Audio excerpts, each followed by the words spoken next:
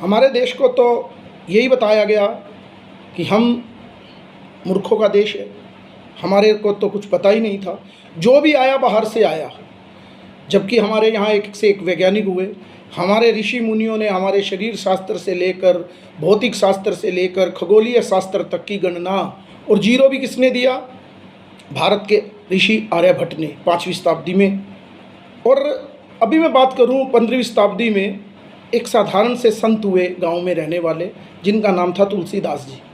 रामचरितमानस उन्होंने लिखी, एक हनुमान चालीसा स्तोत्र भी उन्होंने लिखा, जिसमें 18वीं चौपाई है, युग सहस्त्र योजन पर भानु लील्यो ताहि मधुर फल जानू।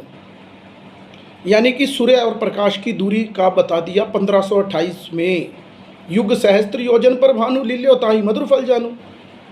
एक वैज्ञानिक हुए, उन्होंने कहा 1553 में कि सूर्य की दूरी 10 करोड़ किलोमीटर है, लेकिन उनकी बात का किसी ने समर्थन नहीं किया। उसके 20 वर्ष बाद एक जियो वासनी नाम के इटली के एक वैज्ञानिक हुए, जिनका सिद्धांत तय है कि सूर्य और पृथ्वी की दूरी लगभग 15 करोड़ किलोमीटर है। जियो वासनी नाम के एक वैज्ञानिक हुए। और हमारे तुलसीदास जी ने कहा युग सहस्त्र, युग यानी कि 12,000 वर्ष, 12,000 प्लस सहस्त्र 1,000 प्लस 8 योजन, 12,000 गुना में 1,000 और गुना में 8। योजन का मतलब 8 मील का एक योजन होता है। 14वीं शताब्दी में परमेश्वरम नाम के वैज्ञानिक ने भी ये सिद्ध किया, और बाद में भी, क्योंकि आर्यभट्ट जी ने 5वीं शताब्दी ने कहा कि 5 माइल का एक योजन होता है, लेकिन 14वीं शताब्दी में ये सिद्ध हुआ, क्योंकि अलग अलग स्थान पर कहीं 1 एकड़ को 2 बीघा मापने का भी हर जगह पे अलग अलग अंदाजा है। तो ये वैज्ञानिक सिद्ध हुआ कि जो 8 मील का एक योजन, यानी कि 9 करोड़ 60 लाख माइल्स, मील दूर है सूर्य, और माइल्स को किलोमीटर में कन्वर्टेड करेंगे तो 1.6 किलोमीटर का 1 माइल्स होता है, यानी कि 15 करोड़ 36 लाख किलोमीटर की दूरी, एग्जैक्ट दूरी हमारे तुलसीदास जी ने बताई। और हमें बताया जाता है कि आपको कुछ पता नहीं।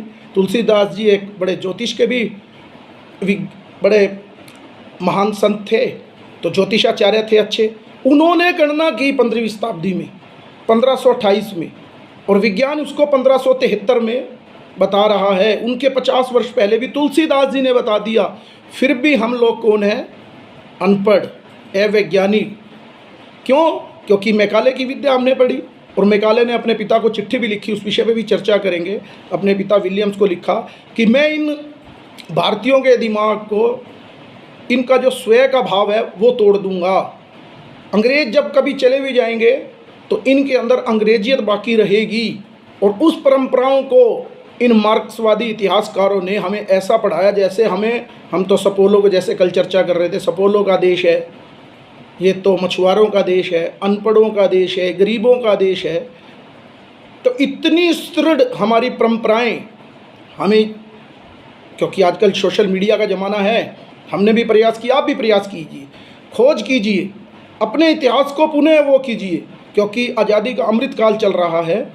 तो इस अमृत काल में हमारा क्या इतिहास है, हमें खोजना चाहिए। केवल उन मार्क्सवादियों द्वारा पढ़ाया इतिहास नहीं पढ़ेंगे, सोचना चाहिए, पढ़ना चाहिए, खोजना चाहिए, और आपस में एक दूसरे के साथ इस सोशल मीडिया के माध्यम से शेयर करना चाहिए। हमारे युवाओं को पता लगना चाहिए, हमारी बच्चों को, आने वाली पीढ़ियों को ये पता लगना चाहिए कि भारत क्या था।